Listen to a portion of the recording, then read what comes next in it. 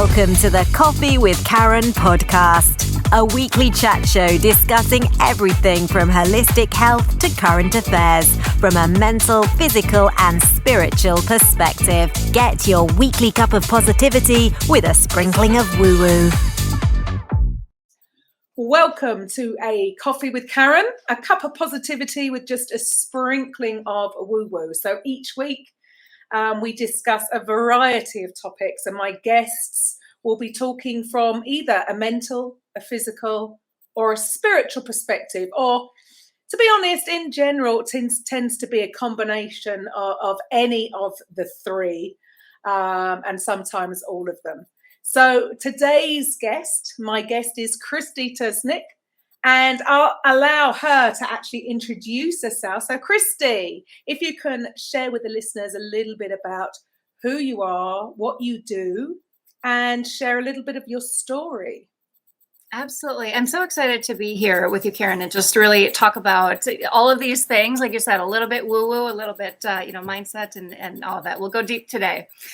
So I have over 20 years of experience. I'm a high-performance coach helping professional women get out of the corporate grind and create their own legacy. So I really teach women how to leverage the scientific and the spiritual principles that are responding to mindset, how to overcome the self-sabotage that keeps them held back, and to really harness their innate power and intentionally create a life that they love. And I always like to say, live every day like it's a day at the beach. So I have, a number one best-selling book called Mindset Magic that was endorsed by Bernard Beckwith. So I've really been on, this journey for quite some time. Of course, I have the Bachelor of Science Degree, which gets like the scientific, aspect of my mindset, and then a master's in Metaphysics. Ordained minister. I'm a certified hypnotist, Ho'oponopono practitioner. So I have like all of the bases covered. Wow. Yeah, you're covering all aspects. Wonderful, wonderful. So, how did you come about to start on this journey? Yeah, it really, for me, it began like, as so many people, it was such a winding road to get here. But several key things had happened in my life. Like when I was a teenager, I was diagnosed with a heart condition that the doctors had told me it's going to be a lifelong condition. You're going to be on medication forever. And essentially you're going to have to minimize the life that you wanted. And so after tolerating, that kind of life, I became very frustrated, and very discontent in my life. And I had one of those pivotal aha moments, or just moments of clarity when I was actually in the shower. I had just shaved my legs, so I was reaching down. And then when I stood up, I started getting really dizzy, and I knew I was going to pass out like right there in the shower unless I sat down.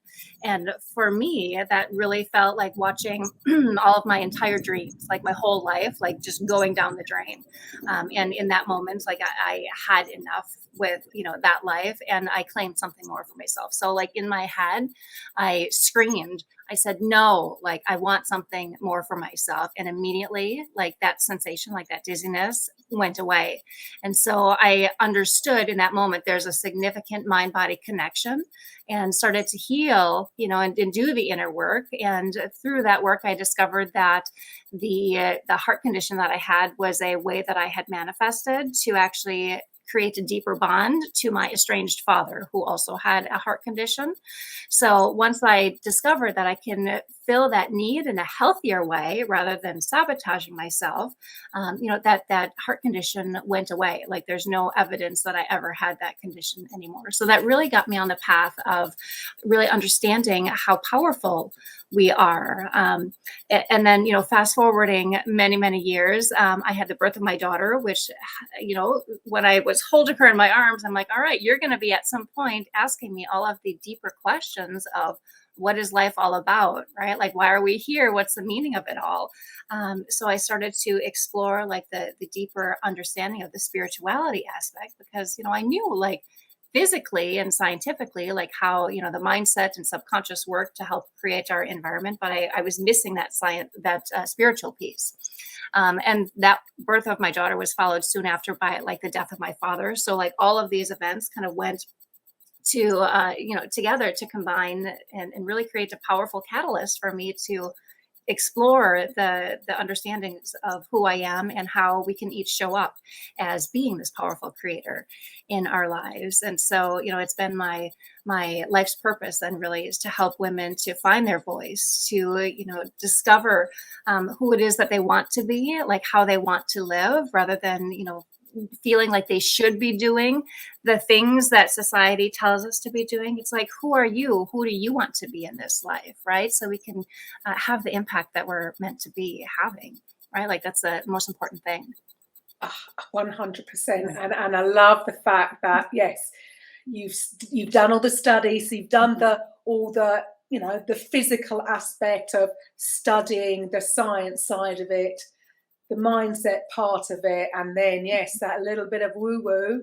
Isn't that interesting that it tends to come about, like you just said, the birth of your child? This is when we start to maybe question things. Maybe things haven't been questioned before, unless there's been some kind of life-altering event. So again, the death of your father, what a combination of things to happen to actually start you on this journey. Phenomenal.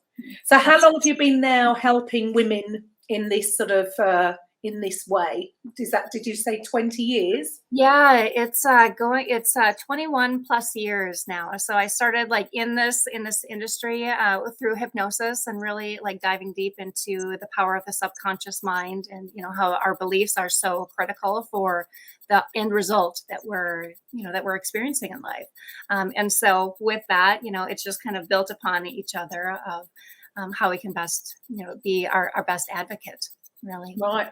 And do you think, like, for a lot of people, because, we see this, so many people struggling with this kind of thing, as in, so where do you think this all stems from? I was having a conversation today about maybe the conscious goal wasn't in alignment with the subconscious belief that they could achieve that goal. It seems to be the default setting seems to be, or whether that's due to our environment and our upbringing, or just our general society, and I'm sure very similar, the States, Canada, UK, Australia, very similar upbringings. So is this belief that we are less than we can be? Do you see that as where does this come from? Has it come from our upbringing in our daily lives? Why is it that so many women need to change these beliefs? Why isn't the default of having that belief in oneself? Yeah, and that's a very deep question, actually, because it certainly does have aspect in like the mindset, but there's also physiology between, of what's happening with that.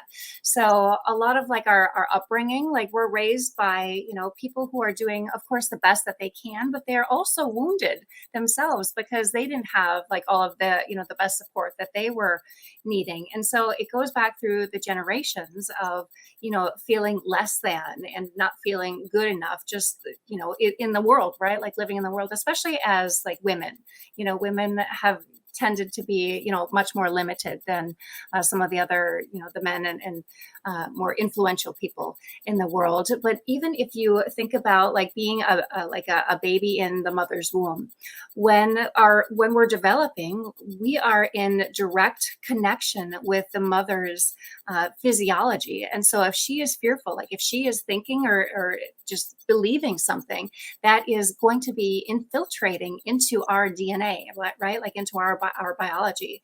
And there's a new science called epigenetics, which is showing that it's the environment in which our DNA is placed, which is activating different characteristics of that particular DNA. So, it doesn't matter whether or not we have the most perfect DNA, right? To be healthy, to be, worthy and to be valued, to have all of those strong beliefs in ourselves, right? But if we are in that environment that is not allowing us to access that type of belief within ourselves, it is a very difficult stretch sometimes for people to see that different possibility for themselves. It requires a lot of that deep inner work of changing the originating subconscious beliefs and ideas that we have. Like that self-image is so strongly ingrained in who we are and what our potential is. Yeah, I mean, we see that so much and in so many cases, and I just find it fascinating that it seems to be, we can't say that it's the default setting, but it just seems to be so common, or such a common thing that we need to overcome if we really want to have the success that we want in our lives, because there are so many people out there, it seems to be, that whether conscious or unconscious have somehow these feelings of I'm not worthy or I don't deserve this running throughout their life that needs to be addressed. Right?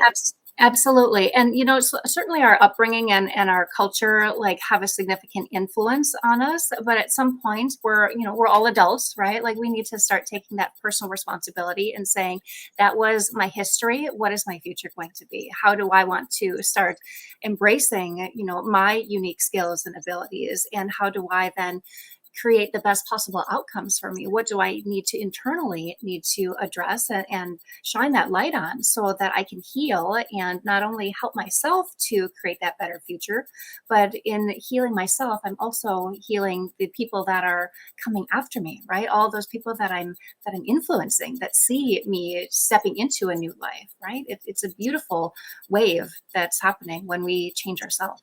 Yeah. And when, I suppose it's when people are aware.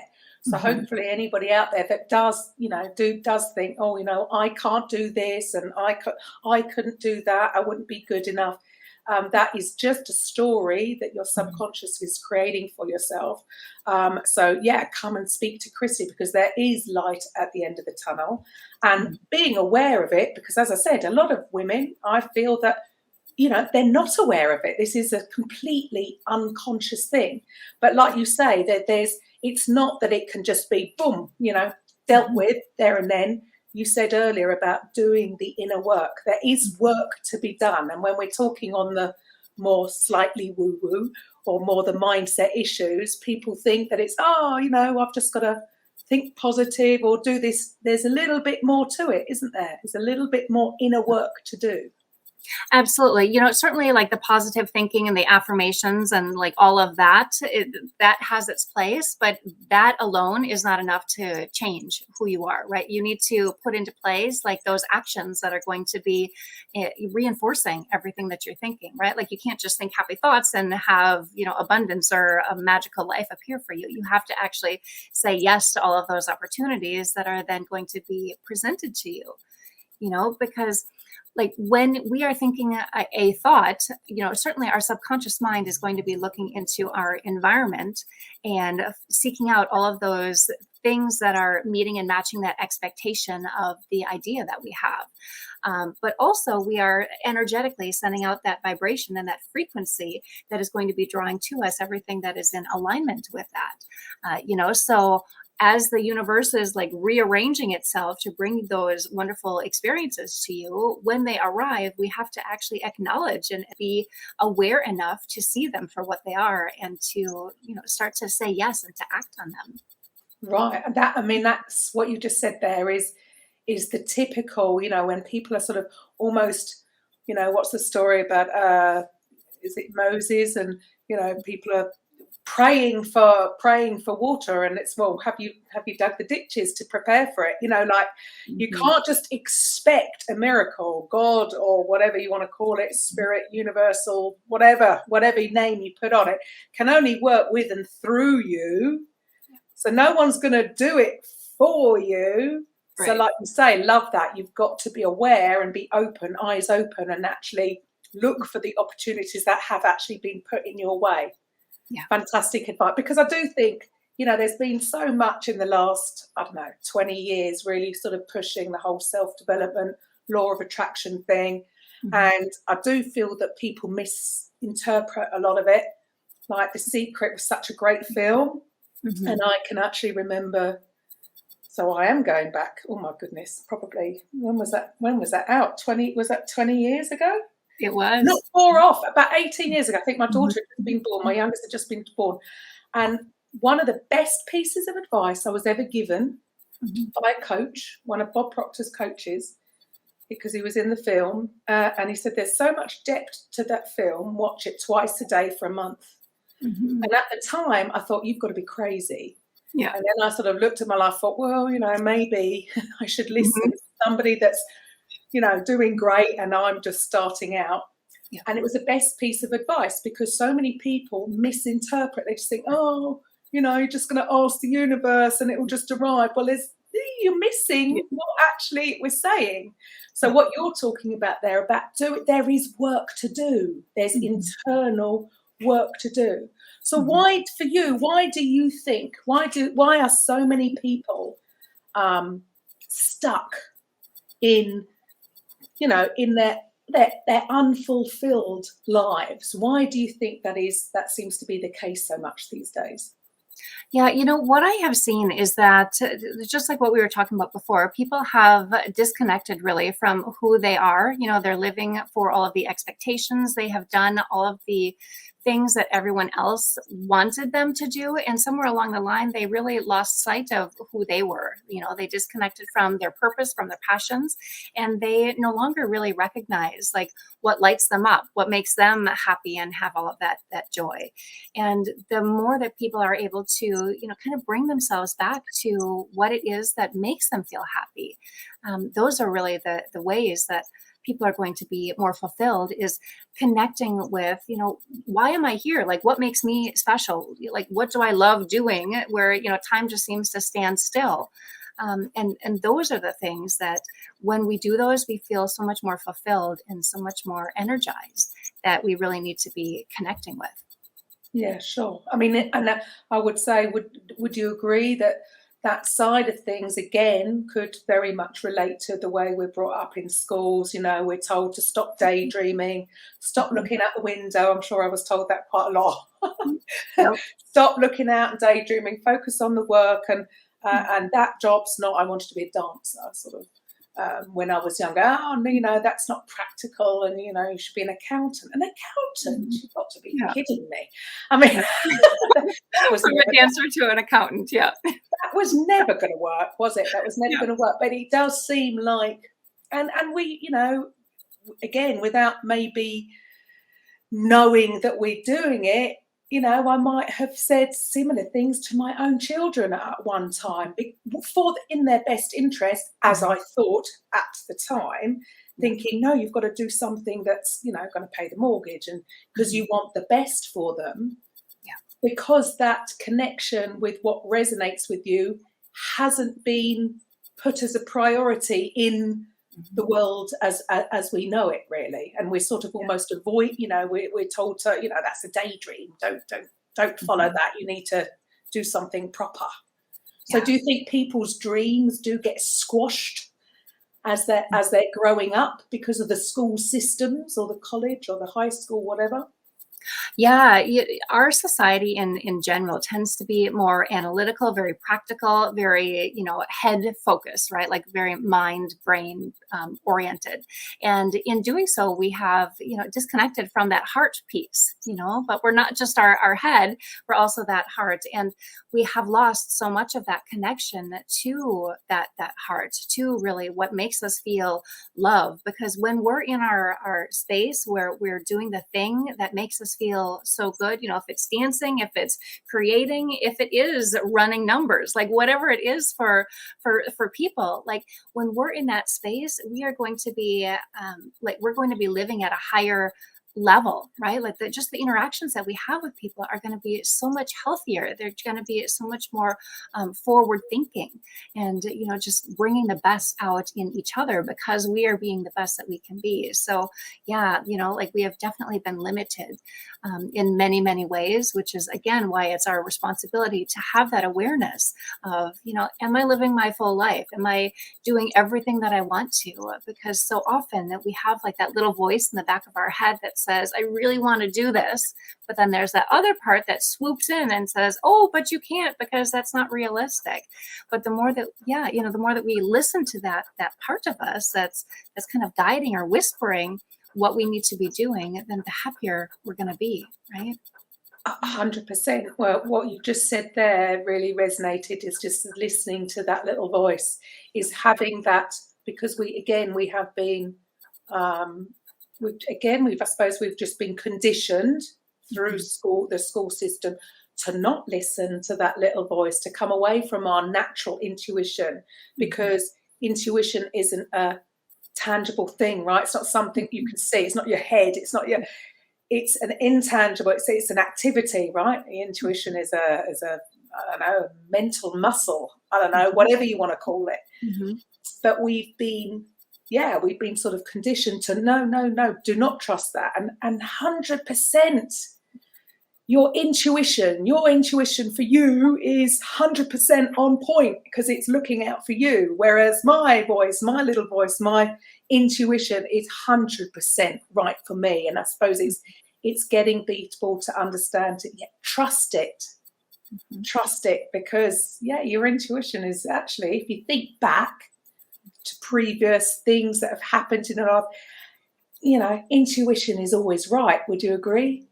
Absolutely. And even in the midst when other people are telling you, like, you're crazy, why are you, doing that? The more that you can allow that inner self to guide you, right? Just that, like you said, that intuition, the more accurate you're going to allow yourself to be, right? Like if you follow that inner guidance, you're not going to be led astray. Because it is going to be connected to that bigger, like the bigger puzzle than, that what we're able to see, right? Like we can only see like just that certain portion of it. And we're only, realistically, like seeing the physical part of our reality. We don't see what's going on energetically. We don't see like all of those underlying, details of what's actually happening. Yeah, sure. Because it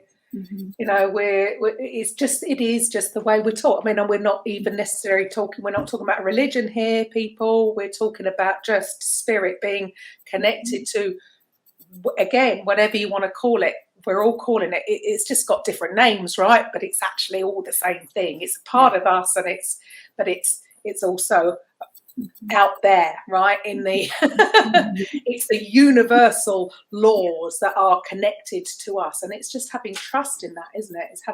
And I suppose that's what faith is, isn't it? Having believing in something that you can't see. Absolutely. And we are just brought up to rely on our 5 physical senses, and I think people can understand that there are a lot more, again, I'm not talking religion here, peeps. Mm-hmm. I'm just talking on a spiritual level. That there are things out there, out of our eyesight. I mean, even down to, I know, you look, a polar bear can smell. Their sense of smell is a lot more than us. That's something that we can't connect to, or a dog hearing at another frequency that we can't hear. So out of our physical senses are only giving us a small proportion of what actually is going on. And if we can just have faith in ourselves, because that's what our that little voice is, and it essentially, isn't it? It's still us. It's just still our non-physical part of us that has our best interest at heart. Absolutely. Right? Absolutely. Well said. Well said. So why would you say is it necessary to give ourselves permission to look within? That's a beautiful question too, because like my personal view is that it is our each of us has a responsibility to be the best person that we can possibly be, that we can, do what we're here in this world to do, right? We all have a special ability. We have something that we can offer or give to the world. And by allowing yourself to really understand who it is that you are, you can tap more deeply into that truth of who you are, right? Of like what makes you fabulous, because we're each like amazing in our own way, right? And so the more that you can allow yourself to really believe that you have worth just by being who you are, right? Not who everyone else says that you are, or that you should be, but just by allowing yourself to be authentically and unapologetically, right? Like who you're meant to be. Like that's the reason why you do the work, is so you can express yourself freely and really understand at that deep level of what is possible for you. Right. Mm-hmm. And because do you think there's the issue can be, I mean, obviously there are so many good things, like we wouldn't be having this conversation if it wasn't for the internet, right? Mm-hmm. You know, so there's so many good parts of it, but due to social media, this sort of celeb obsessed society, sometimes people can then they can get caught up in comparing themselves to others. Mm-hmm. So, you know, at the end of the day, there's always going to be somebody with a bigger boat or somebody with a, you know, so this comparison is not helpful to anybody, because we're all different. We're all wonderful, and we're all, you know, we're amazing in our own right. But do you see with clients that you see that quite often a problem can come from the comparison with others? Absolutely. Absolutely. You know, because what we see on the outside is the projection that everyone wants everyone else to see, right? It's not their truth. It's really like that mask in general of what someone wants you to believe about themselves. And if you need to compare yourself to someone, the best person that you can compare yourself to is who you were, you know, last week or last year, right? Like, because we know our journey, we know what we have been through, we know all of the hardships that we have had, and like all of the efforts that we have made to strive, you know, to get to that next level. So if you're doing better than you were doing yesterday, like you are like ahead of the game, right? Absolutely. Why is it that we're so hard on us? I think some people, I think it's, for others, especially when they have been through some kind of trauma or challenge, you know, quite big challenge, is again this comparison, and they maybe think that other people don't have a story. I mean, everybody's got a story, right? Everybody has challenges through life, and I think it's just everybody. They understood that it doesn't matter what has happened in the past. Your past does not equal your future, right? Anybody can create a change. Exactly.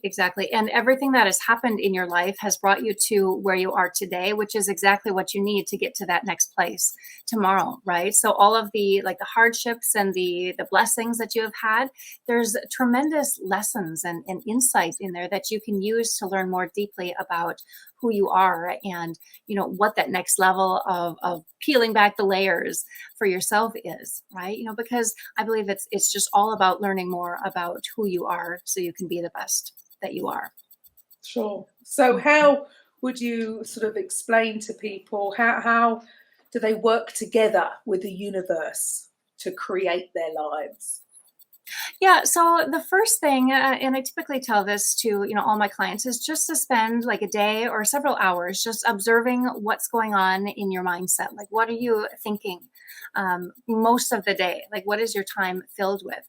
And then from that point, you identify if it's something that's working for you, or if there are areas that you'd like to improve upon.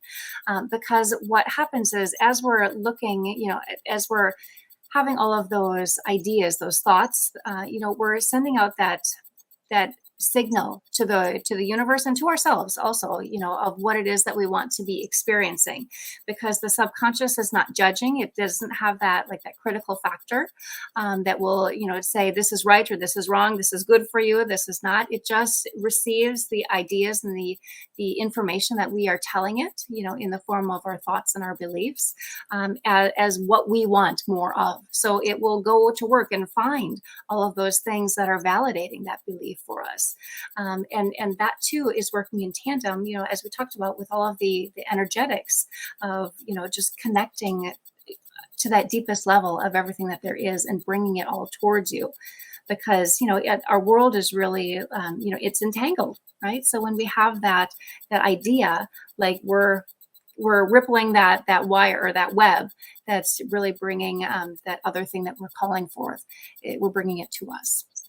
Right. Yeah. So really, you know, it's what's the saying? I think it's a Mike Dooley saying. Thoughts become things. Yeah. It is I mean, I can't remember what the number is. It's ridiculous, isn't it? Thousands and thousands of thoughts go through our heads every single day. But it's yes, I suppose your advice there, fantastic, is just to be mindful of the more consistent thoughts, because yes, we're going to have zillions of thoughts come through our head, but if there's something that's consistent, because that will be almost like, I suppose, the holding pattern, isn't it? And quite often, I mean, this has always sort of fascinated me. I don't think I've ever really, just naturally, never really been a worrier. I'm very grateful for that. And I always used to think, well, you know, it's such a crazy thing to do, because it's not happened yet. It's the future. You know, how can you worry about something that hasn't even happened yet? And then the weird thing is, like you just said, if you're holding on to that kind of thought, it's almost going to be a self-fulfilling prophecy. You actually created it. But it's like a self, but then that sort of makes sure, well, I was right about that, and then that will continue with the pattern throughout life. But if people can understand the flip side of that, and actually it's your thought that possibly created that. Yeah.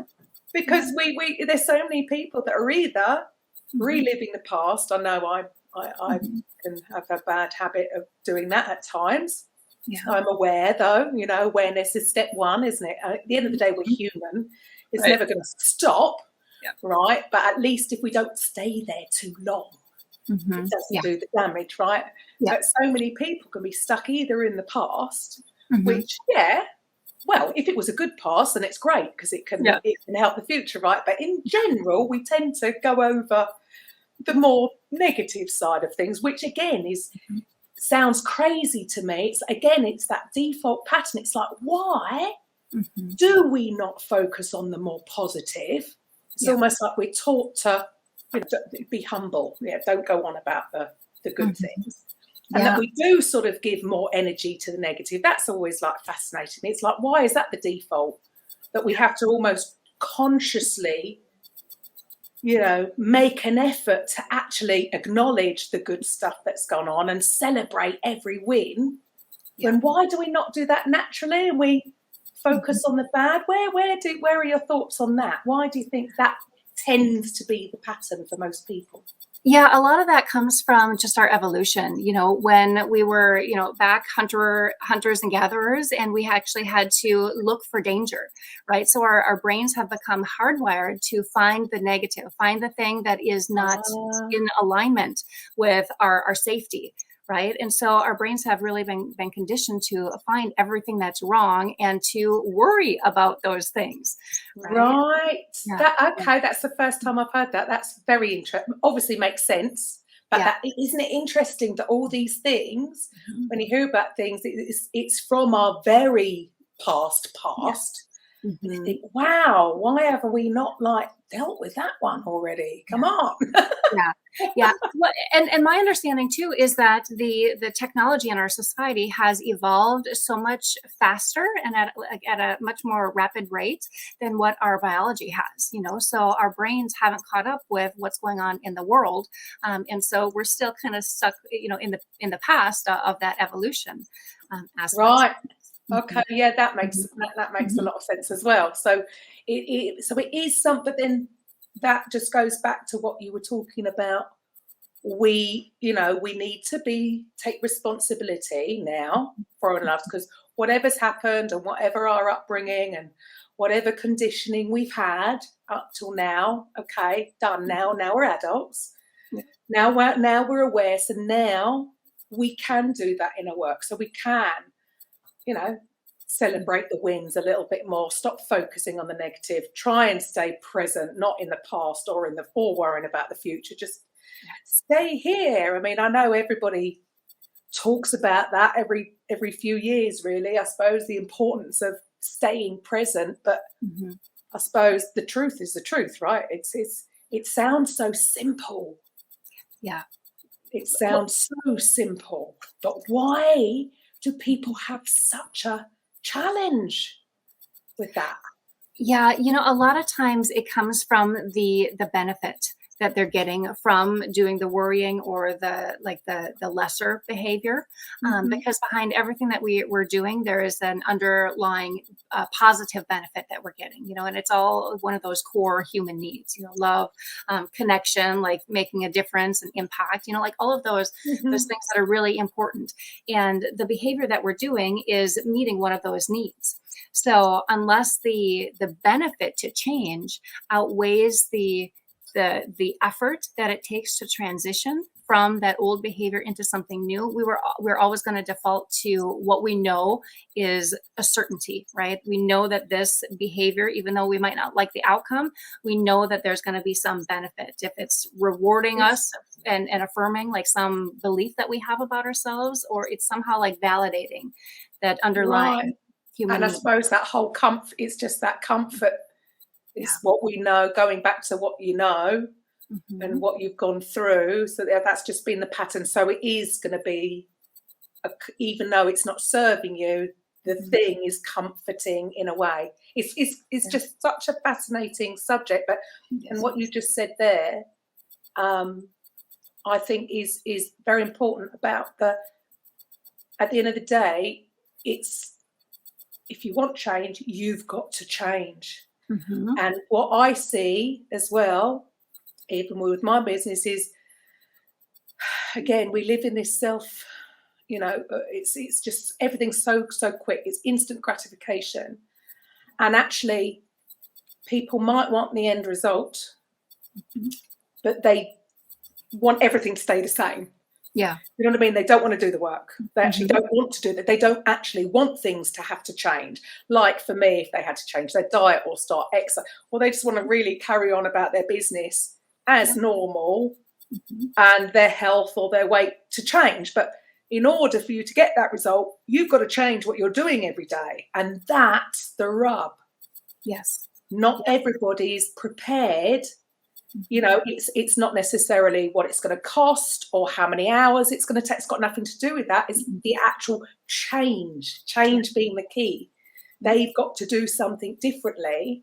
And for some people, that's the toughest thing, isn't it?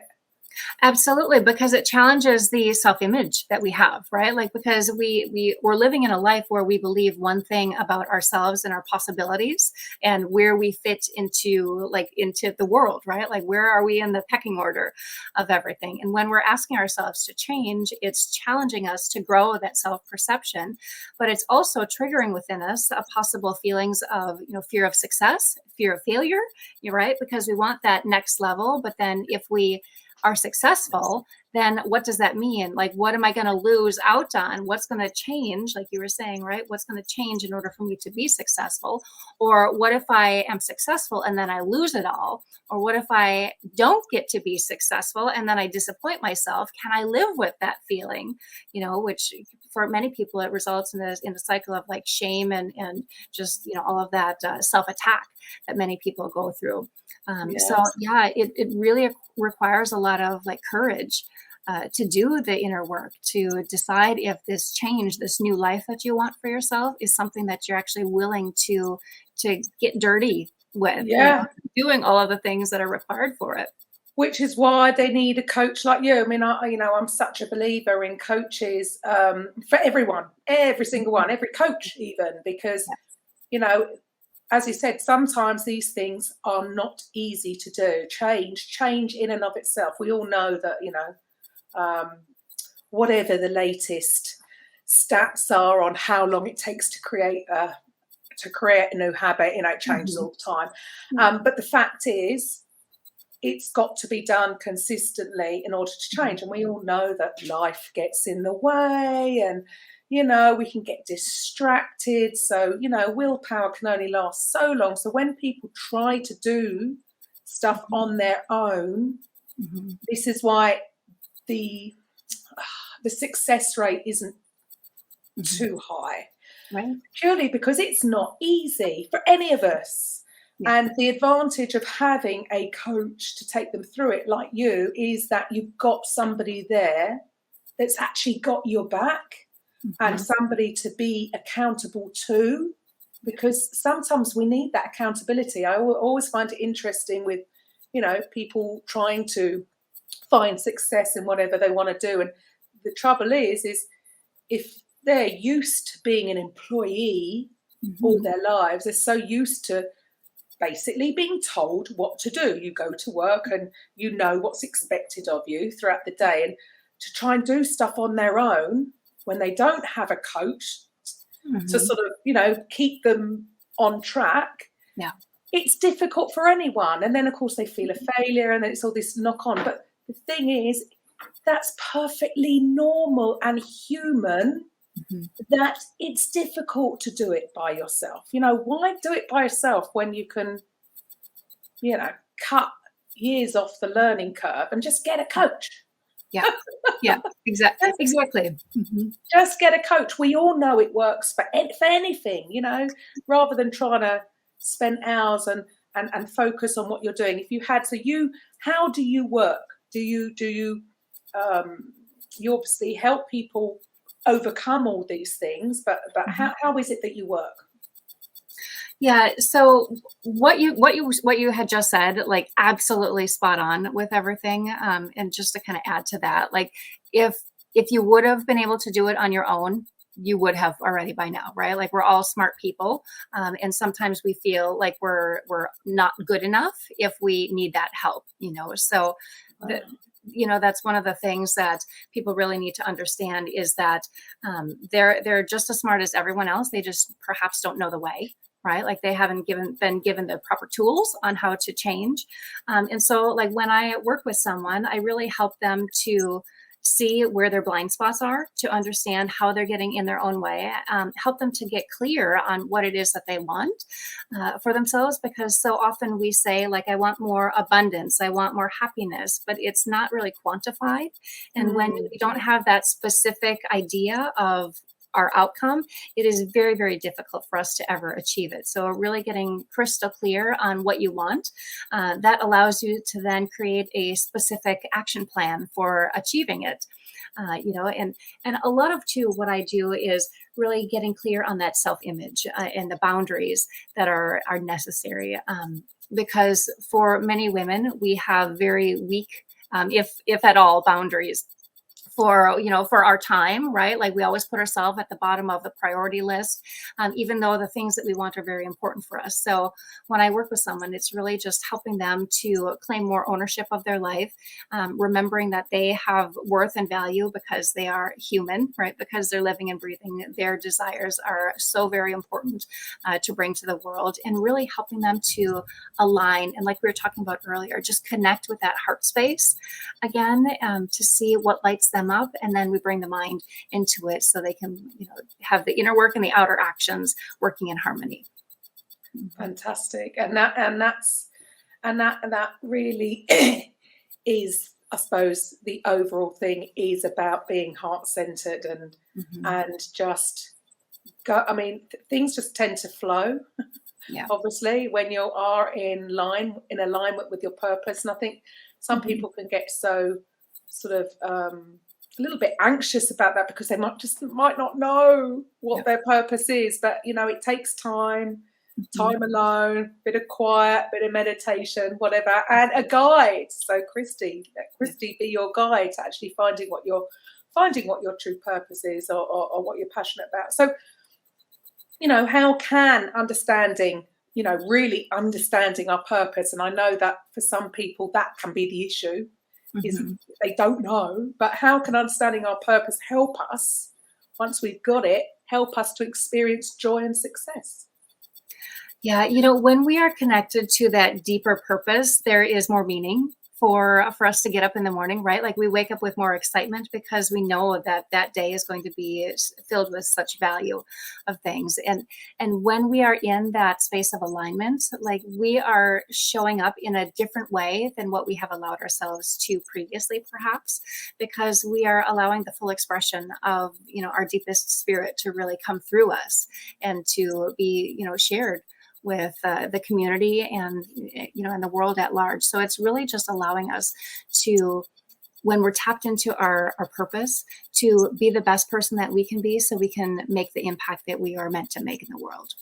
Right. Yeah. Okay. So for anybody out there who realizes maybe that they're not on, I mean, have you found personally that these last, we're coming up 2 years now, right, with what's been going on in the world, that because of, I'm not sure how it works over there, but in the UK, a lot of people had furlough, so they were off work in lockdown, and so they were still getting paid, maybe not full amount, but maybe that time off, because nobody had ever had that right before, up till that point, if they didn't work for themselves.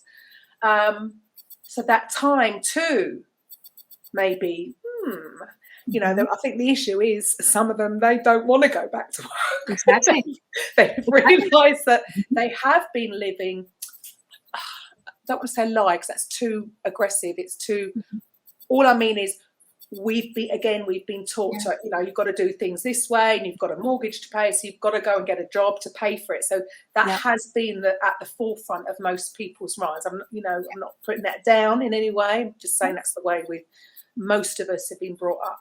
So to have that time alone at home, you know, I think in a way, I think there's going to be a lot of good coming out of that, because I do think a lot of people have had time to reflect, self-reflect. I think people, because of the anxiety of the whole situation, maybe some hopefully have looked at mindfulness and meditation because they've needed to deal with the anxiety of the whole situation, which then maybe has helped them come to the realization that actually, you know, what would I like to do? And then maybe, you know, spent some of the money on retraining and pivoting. I suppose pivot is the new word for the last 2 years, isn't it?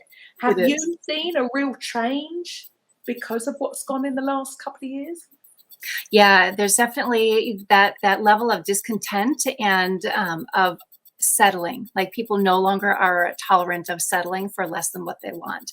It's definitely going to be interesting to see what happens, 5-10 years from now, to see how the world is shifting when everyone is allowing themselves to, like you said, take that step back and really evaluate how they have been living their lives. Like, what are their priorities? What's important to them? Because this experience that we've all gone through has been really insightful for us. It has, like you said, it's given us that opportunity to do some of that inner work and identify where we're not so happy, where we want to change. And then for many people, hopefully, like, giving themselves actually that permission to make that change, even though it's scary, but they do need to really allow themselves to step into that new future that's going to make them feel more fulfilled. Because when you have that feeling of unease or just unhappiness, like, right, like, you tend to try to squash it down, and that's your signal, right? Like, that's your intuition or your higher self just really saying something's not right here. Let's take a deeper look at that. And so, when I am seeing more of the clients and the women just coming forward saying something's got to give, like, I don't know what the thing is, or I don't know what I want to be doing, but I know that I don't want to be doing or living the life that I was living. And so it's very, very courageous, for these people to be making these changes. Yeah, sure. And as as you just said there about, they're just pushing it down. And yeah, you're right. I really feel that because, living, I mean, I know everyone's different, but in these main, countries that we're talking about, especially if you live in a city and you are in the rat race, people are so, or have been, especially if, say, like I'm just outside of London, really. I'm right on the borders. So people just commuting into London, just having to get up super early, get on a jam-packed train into the city to work all day. They're working long hours. They've never actually had time, like real time to stop and actually hear that inner voice has probably been screaming, but they can't hear it because distract. It's just the whole life has just been non-stop do. So to have that, I think that's why so many people struggled at the beginning, because going from that to zero, nothing, I think a lot of, some people actually couldn't even handle that aspect, right? Yeah. So for once in their life, maybe they've been forced to slow down and start to listen. So although obviously it's been phenomenally negative, the whole thing experience, I still hope that there's actually a lot of good to come out of this, because people hopefully will be, okay, yeah, what's best for me? Do I want to go back to that getting up and getting on a jam pack? Who wants that? I mean, that's great. Or just for the money of it. I mean, it's just bang my head against a brick wall. I would not want to do that at all. I know. So hopefully things are sort of coming out the other end now, as hopefully we start to get things back to, I'm not going to say normal, we don't want it to go back to what it was, but get back to living and enjoying life. So if there are any of the listeners out there and they think, oh yes, maybe I need to speak to somebody about, you know, how I find my purpose, for starters. Obviously, depending on whether you're hearing this or watching the video, I'll have Christy's links and everything. But for everybody listening on the radio, what's your website, or how do people get hold of you? Yeah, the easiest way is to go to my website, which is powerful-mind.com. And there are a bunch of free resources, like some, free meditations that people can, download just to help them really connect and trust in themselves and what it is that they want for themselves. So all of that is available on the website. Fantastic. And then how do you work with people? Is it a sort of a long term, or is it a package, or do you work just by the hour? How would you work with people? Yeah, so I take on a handful of, private one-on-one clients, typically for about 3 to 6 months or so. And I do also have a group program that is a 6-month program, with 2-year content. So it's definitely like a full holistic type of program and support for people to really help themselves to have that safe space to really understand who it is that they want and the tools to create that life that they want for themselves. Fantastic. So do you have any, 3 top tips for anybody who is maybe starting to search or starting to even question, am I on the right path here, or what would be your advice to those? Yeah, so it would definitely be tune into how you're feeling, right? Like our feelings are an indicator for what we're thinking. So if you are feeling in general happiness, if what you're doing, like the majority of your day, is giving you positive, happy feelings, you're on the right track. Keep doing more of that.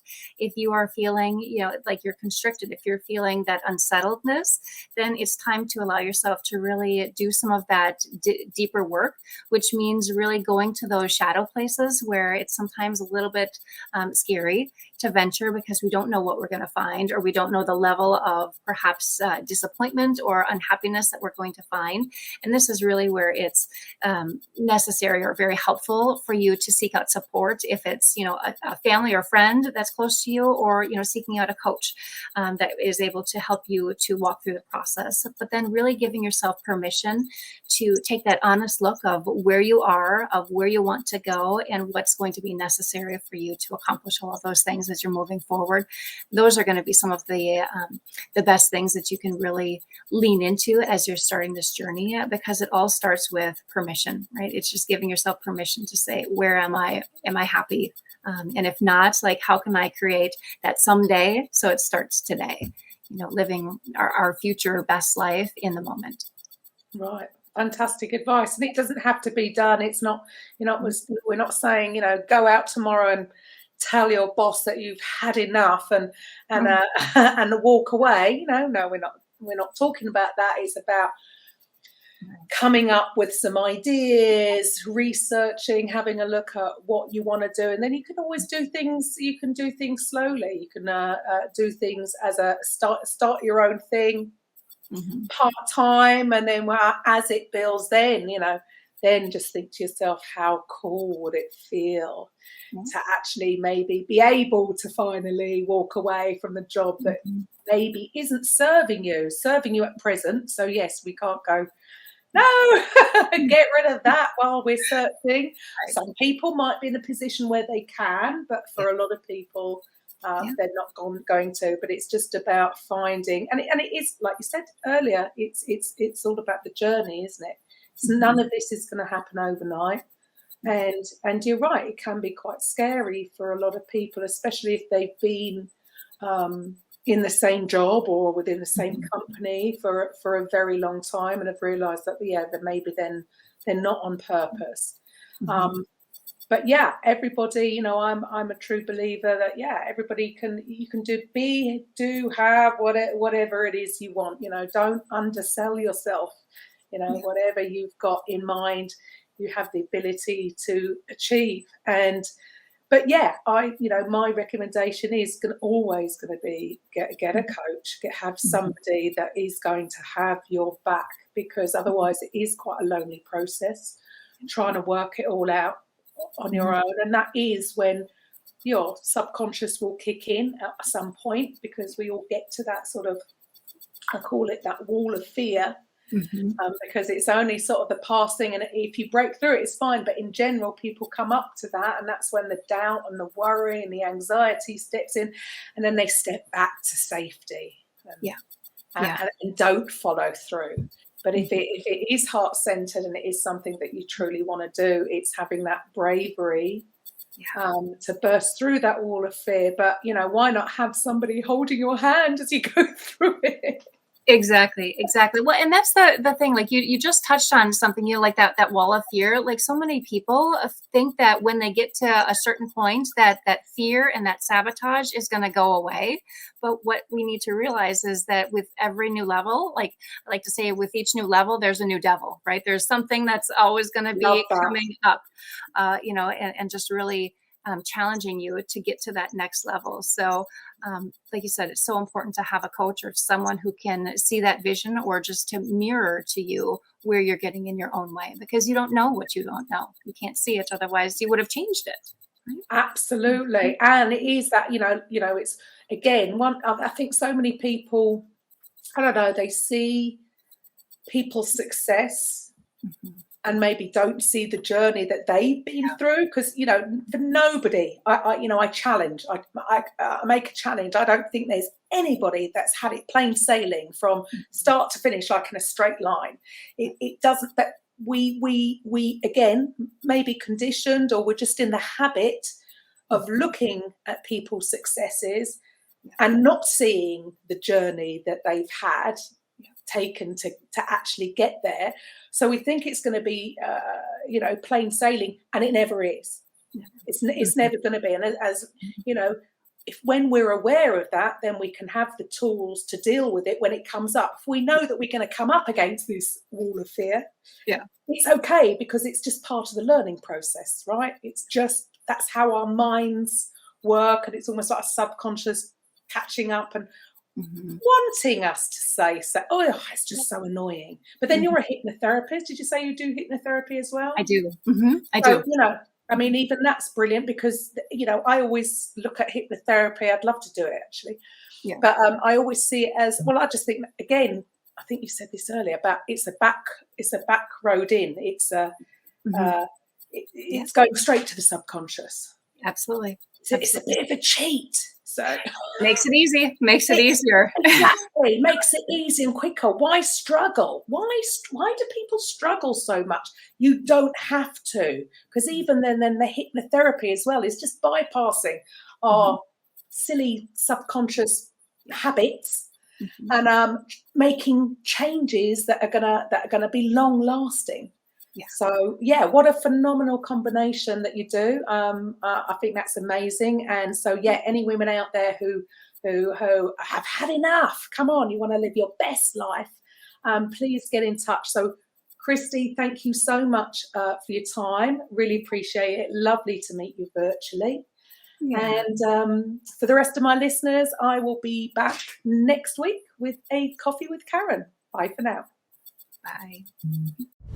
Welcome to the Coffee with Karen podcast, a weekly chat show discussing everything from holistic health to current affairs, from a mental, physical, and spiritual perspective. Get your weekly cup of positivity with a sprinkling of woo-woo.